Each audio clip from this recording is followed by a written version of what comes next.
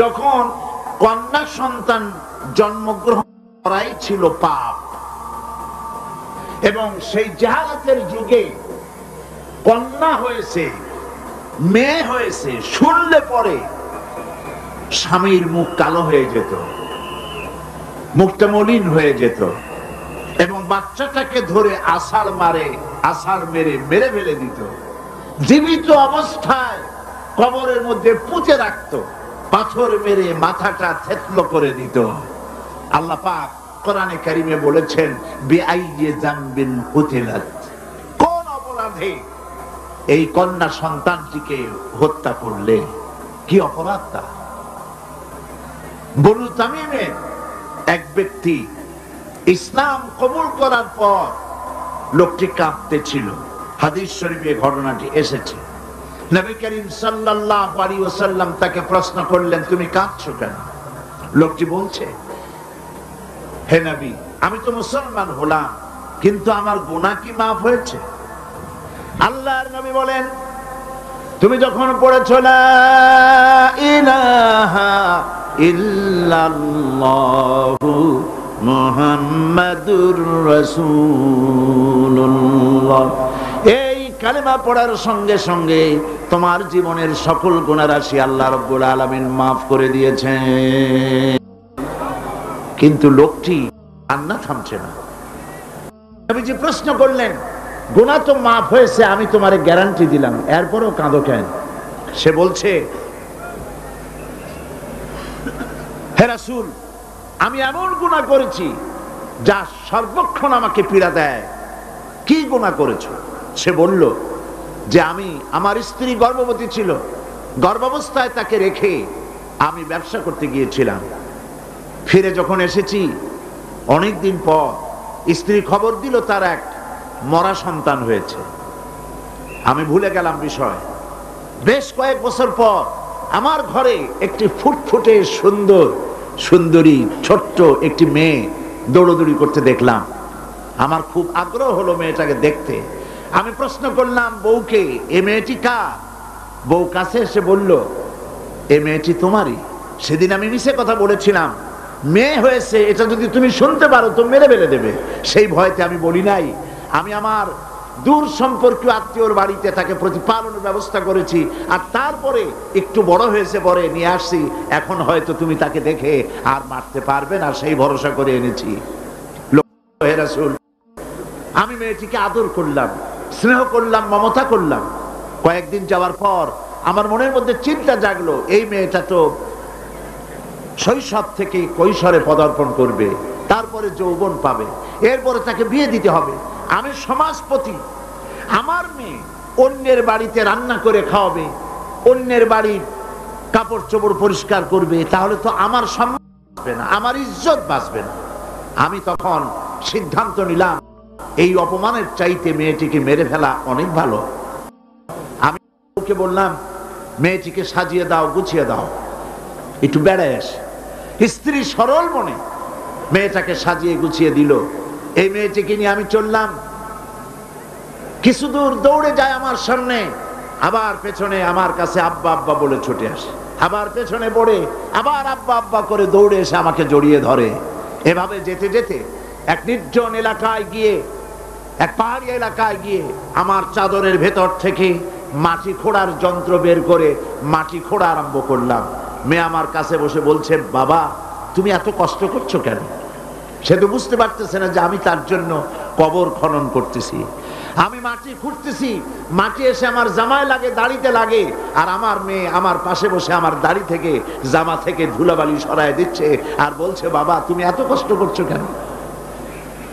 গর্তটা যখন খনন করা হয়ে গেল, মেয়েটার হাত পা শুরু করলাম। মেয়ে বুঝতে পেরেছে আমি তাকে মেরে ফেলবো। মেয়ে তখন বলছে, বাবা আমাকে মেরো না, আমি তোমাকে বাবা ডেকে তোমাকে সমাজে নিন্দনীয় করব না, আমাকে মেরো না। আমি তার কোনো কথা শুনলাম না। হাত পাও বেঁধে সজোরে কুয়ার ভিতরে, গর্তের ভিতরে নিক্ষেপ করলাম। মেয়েটি আমার চিৎকার মেরে বলতেছে, বাবা আমাকে মেরো না, আমি তোমাকে বাবা বলে শরম দিব না। বলছে, রাসূল আমার পাষাণ হৃদয় গলল না, শেষবারের মতো একটা পাথরকে উঁচু করে আমি আমার মেয়ের মস্তককে লক্ষ্য করে এই পাথর সজলে নিক্ষেপ করলাম। মেয়ের বুক ফেটে রক্ত ফিনকি দিয়ে বেরিয়ে গেল, আর মেয়ের মুখ থেকে আব্বা বলে একটা চিৎকার বেরোলো। ওই আব্বা চিৎকার এখনো যেন আমার কানে আমি শুনতে পাই। শরীফে এসেছে নবীজি কাহিনী শুনতেছিলেন, আর নবীজির রহমতের নবীর চোখ দিয়া পানি পড়ে দাড়ি ভিজে ভিজে পড়ছিল। এমন সময় ছিল যখন নারীদের কোনো সম্মান ছিল না, ইজ্জত ছিল না। নারীর সম্মান কে দিল? আল্লাহ দিলেন। বলেন কে দিলেন? আজকে আমাদের জানতে হবে ইসলাম কি দিল আর পাশ্চাত্য কি দিল। নারী, ইসলাম যা দিয়েছে নারীকে, পুরুষকে নারীকে ইসলাম যে সমান অধিকার দিয়েছে পৃথিবীতে কেউ তা দিতে পারে না। নারীর জীবনে তিনটা ভাগ করা যায়, নারীর জীবনকে তিনটা ভাগ করা যায়। প্রথমে সে কন্যা হিসেবে পৃথিবীতে আসে, এরপরে এই কন্যাটি কিশোরী হয়, তারপরে যৌবন পায়, এরপরে একদিন বিয়ে হয়ে যায়, তখন সে স্ত্রী হয়, বধূ হয়। তো প্রথম স্তর হচ্ছে, প্রথম অধ্যায় নারীর জীবনের প্রথম অধ্যায় সে কন্যা, দ্বিতীয় অধ্যায় সে বধূ, তৃতীয় অধ্যায় সে মাতা হয়ে যায়।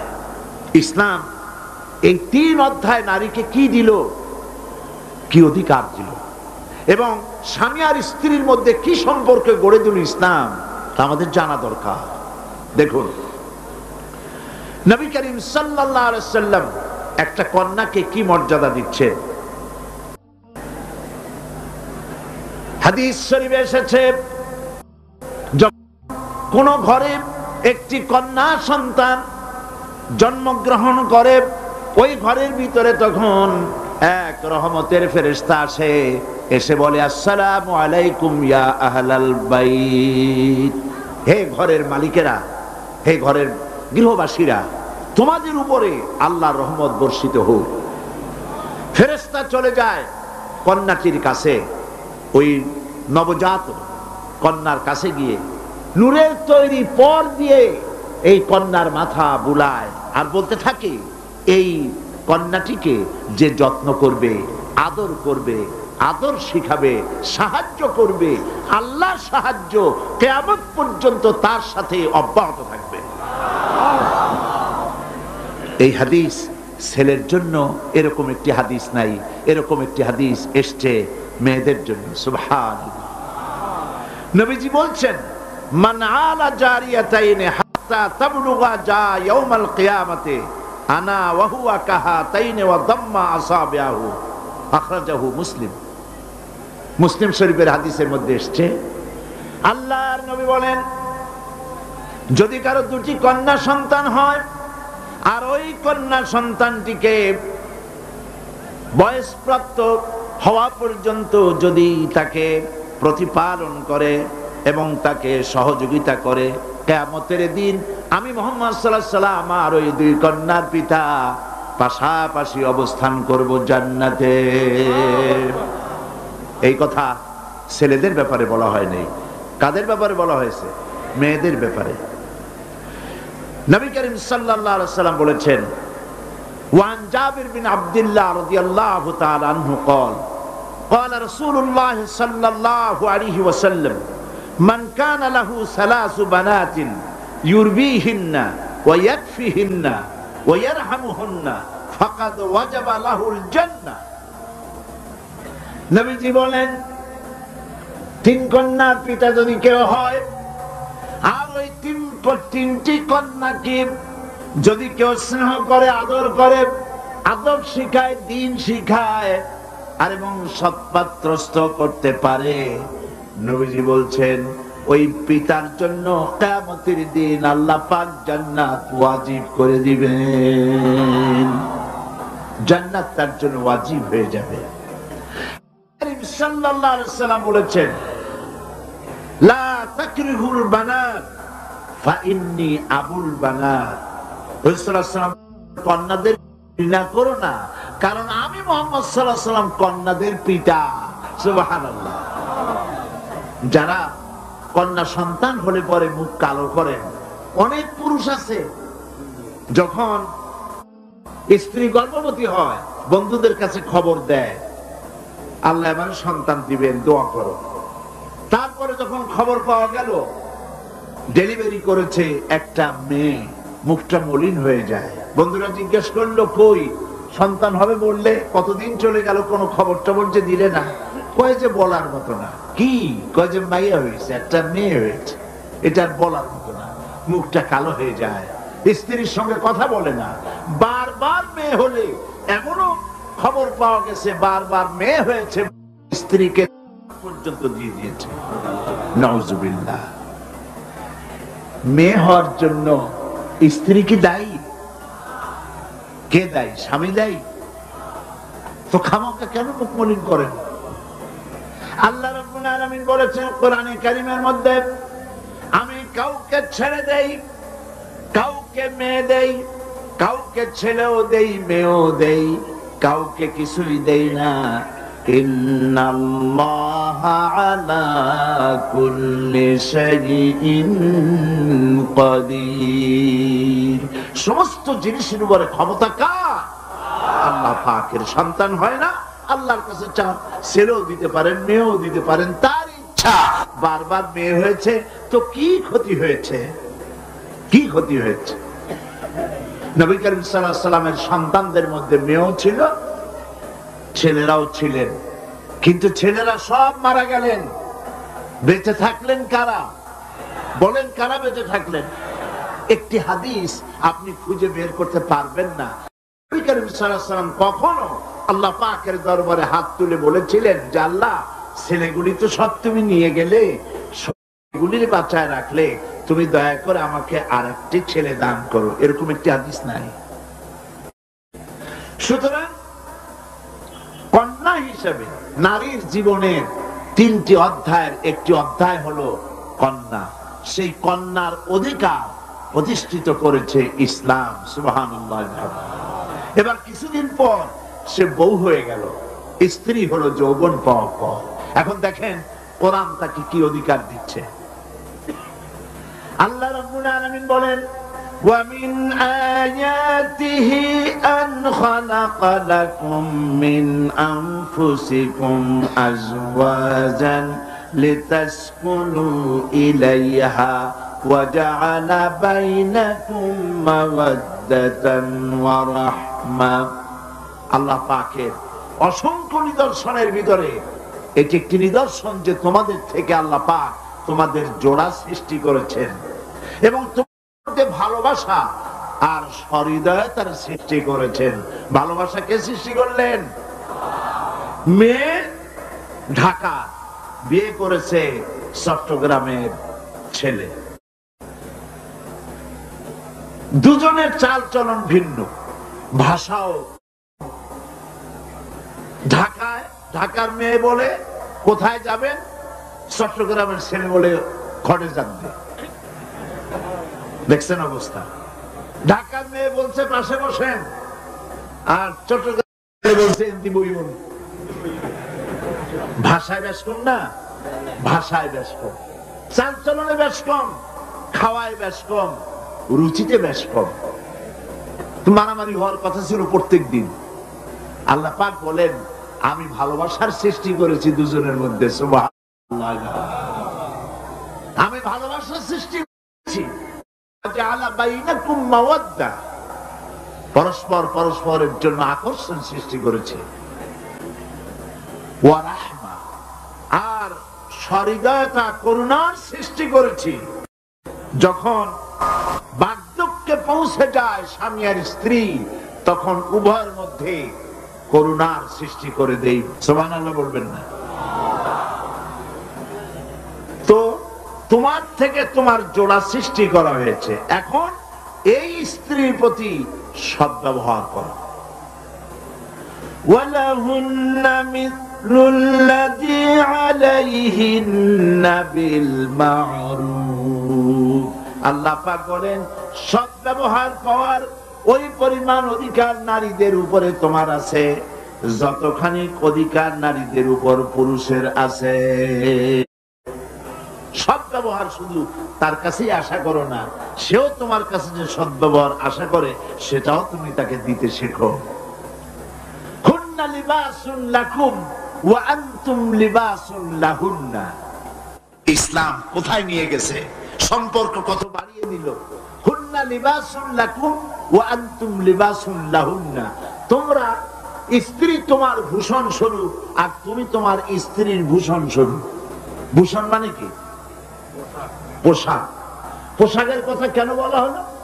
এই জন্য বলা হয়েছে পোশাক মানুষের কয়েকটা উপকার করে, শুধু শীত আর গরম নিবারণ করে না। পোশাক মানুষের আয়েব ঢেকে রাখে, পোশাক মানুষের সম্মান তার লজ্জা ঢেকে রাখে। এই একের সাথে অপরের পোশাকের দৃষ্টান্ত আল্লাহ পাক দিলেন। এর অর্থ হচ্ছে পরস্পর পরস্পরের আয়েবকে ঢেকে রাখবে, একজন আরেকজনের আয়েবকে মানুষের সামনে পেশ করবে না, একজন আরেকজনকে শরম দিবে না, পরস্পরের সাথে মিলেমিশে থাকবে। একথা আল্লাহ পাক বললেন। ওয়াশিরুহুন্না বিল মারুফ। আর তোমরা স্ত্রীদের সাথে সৎ ব্যবহার করো। কে বলছেন? আল্লাহ পাক বলছেন। স্ত্রীদের ভিতরে সৎ ব্যবহার স্ত্রীদের সাথে কিভাবে করতে হবে, সব ব্যাপারে রাসূলুল্লাহ হচ্ছেন আদর্শ। লাকাদ কানা লাকুম ফি রাসূলিল্লাহি উসওয়াতুন হাসানা। সমস্ত ব্যাপারে তোমাদের জন্য মহত্তম আদর্শ হলেন নবী করিম সাল্লাল্লাহু আলাইহি ওয়াসাল্লাম। হুজুর সাল্লাল্লাহু আলাইহি ওয়াসাল্লাম বলেছেন, তোমাদের মধ্যে উত্তম সেই যে ব্যক্তি তোমাদের স্ত্রীর কাছে উত্তম। আমি আমার স্ত্রীদের কাছে উত্তম ব্যক্তি। সুবহানাল্লাহ বলবেন না? এবার দেখেন নবীজি আদর্শ দেখালেন স্বামী স্ত্রীর সঙ্গে সম্পর্কটা কেমন হবে। হযরতে খাদিজা রাদিয়াল্লাহু তাআলা আনহা আর নবীজির ভিতরে কেমন মহব্বত ছিল, কেমন আকর্ষণ ছিল। তিনি যখন হযরত খাদিজাকে বললেন, খাদিজা, আল্লাহ আমাকে নবী বানিয়েছেন, আমার উপরে ঈমান আনো, এক আল্লাহর উপরে ঈমান আনো। হযরতে খাদিজা এক মুহূর্ত, একটি চোখের পলক তিনি দেরি করেন নাই।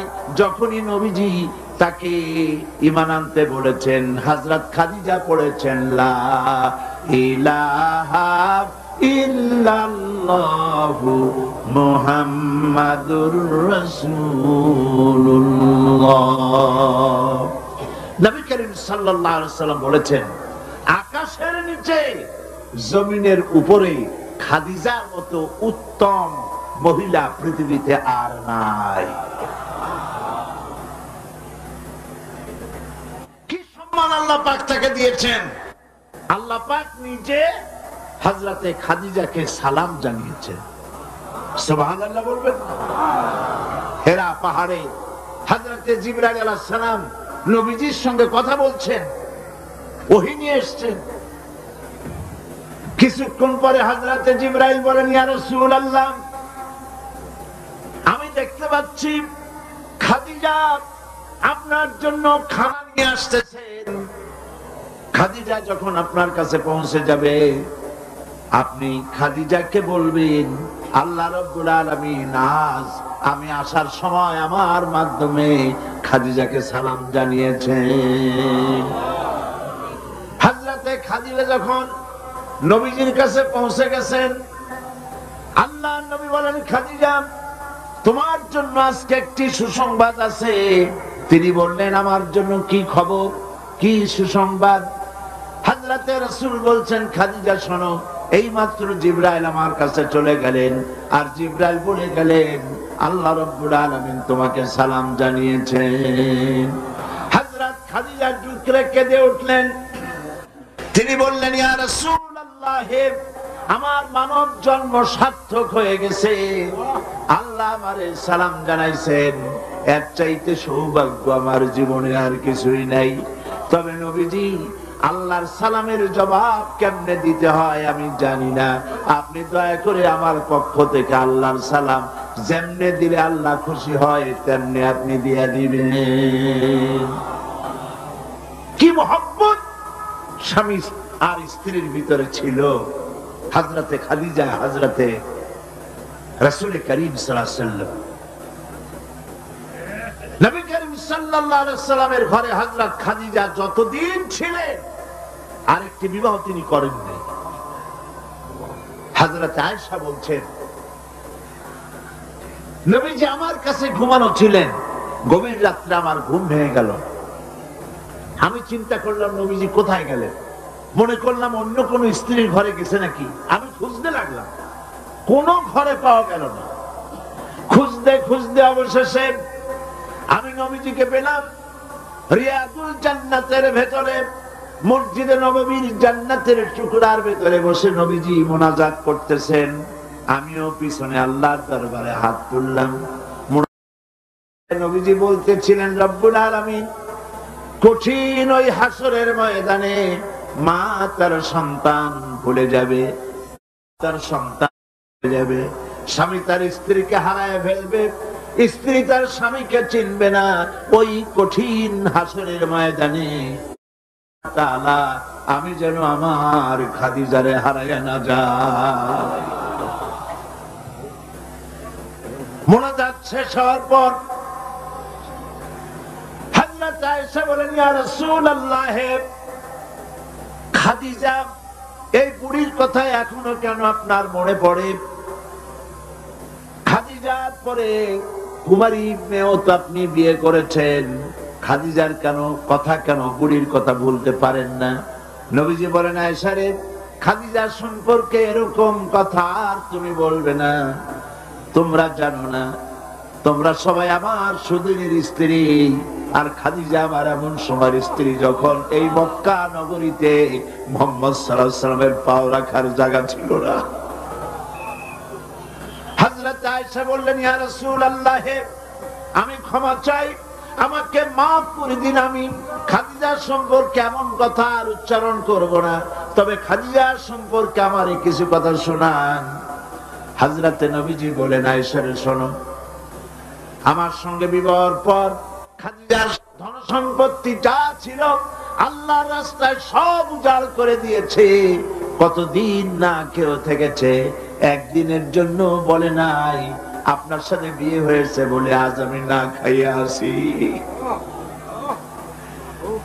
সারাদিন সারা রাত দাওয়াতের কাজ করে আমি যখনই দরজার কাছে ফিরেছি, যত রাত হোক না কেন, একবার বলেছি খাদিজা, অমনি দরজা খুলে গেছে।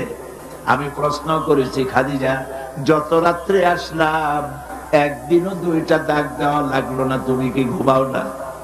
হযরতে খাদিজা বলেছেন, ইয়া রাসূলুল্লাহ, আপনি দিনের দাওয়াতের জন্য ব্যস্ত, কষ্ট করেন, আমি মনে মনে ভাবি আমি যদি ঘুমায় থাকি রাতের বেলায়, আর নবীজি যদি দরজার কাছে এসে খাদিজা খাদিজা বলে ডাকাডাকি করেন, উঠতে যদি আমার দেরি হয় আল্লাহর নবীর সঙ্গে বেয়াদবি হয়ে যাবে।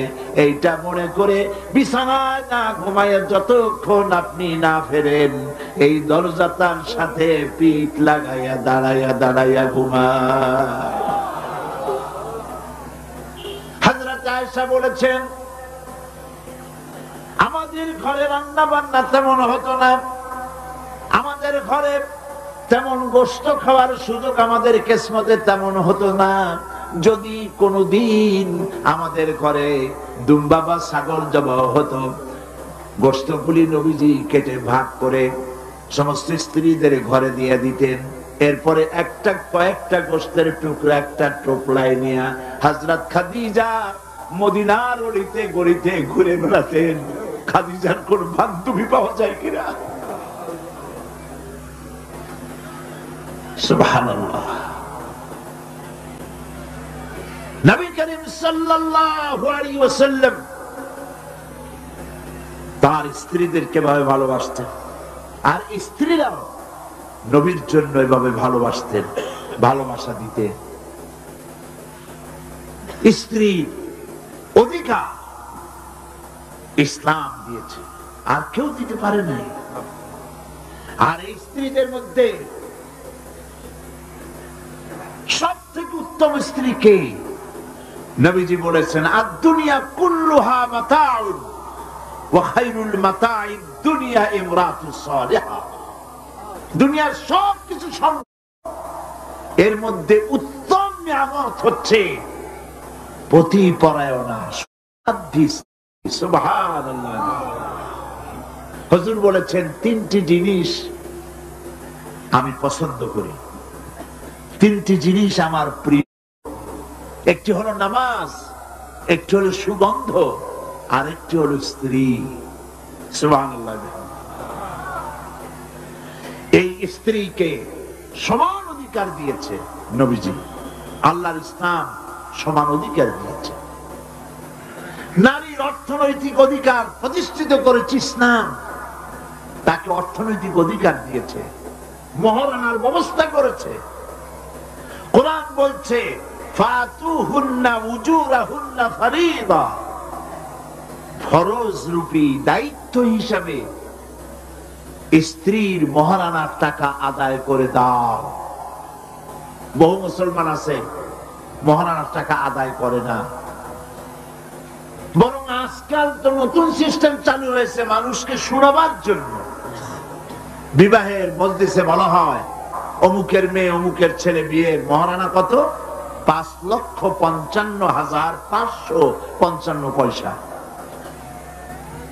সামনে একটা টাকা বা পয়সা জিরো থাকতে পারবে না, একটা নিয়ম নীতি করে নিয়েছে।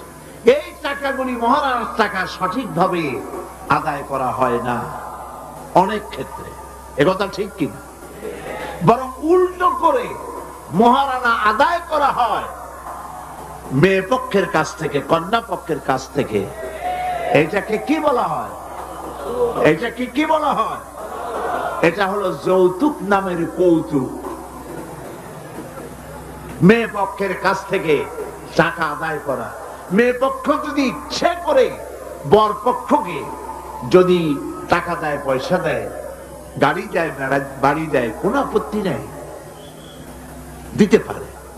কিন্তু ডিমান্ড করে নেওয়া, চেয়ে নেওয়া সম্পূর্ণ হারাম।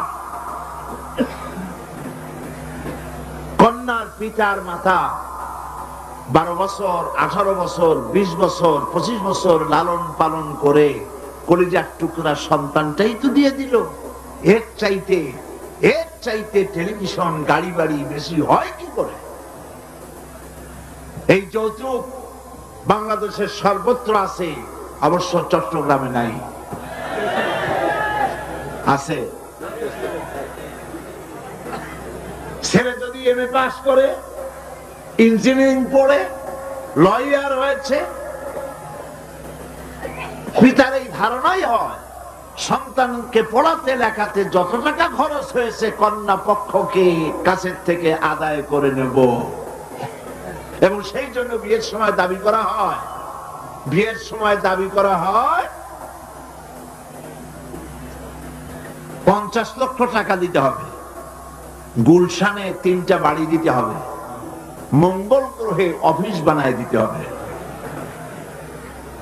আপনার ছেলে এমএ পাস করেছে, লয়ার হয়েছে, ব্যারিস্টার হয়েছে, তো কি হয়েছে?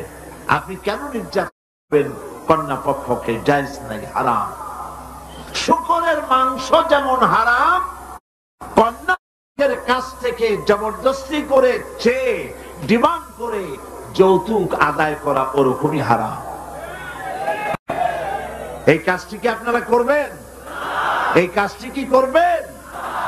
বিবাহ করবে, বিবাহ করাবেন ছেলেকে ভালোবাসা দিয়ে, টাকা দিয়ে, পয়সা দিয়ে বিবাহ করায়া মেয়ে একটা ঘরে নিয়ে আসবেন। কন্যা পক্ষের উপরে চাপ সৃষ্টি করবেন না। তো নারীকে মহারানা দেওয়ার ব্যবস্থা ইসলাম করেছে। কে ব্যবস্থা করেছে বলেন? ইসলাম করেছে। এবার আরো দেখুন আল্লাহ পাক কি বলছে, وَإِذَا أَتَيْتُمْ إِحْدَاهُنَّ قِنطَارًا فَلَا تَأْخُذُوا مِنْهُ شَيْئًا। তো যে তোমরা নারীদেরকে স্তূপ পরিমাণ অর্থ করি যদি দান করো, তাহলে সামান্য তার থেকে ফেরত নিও না।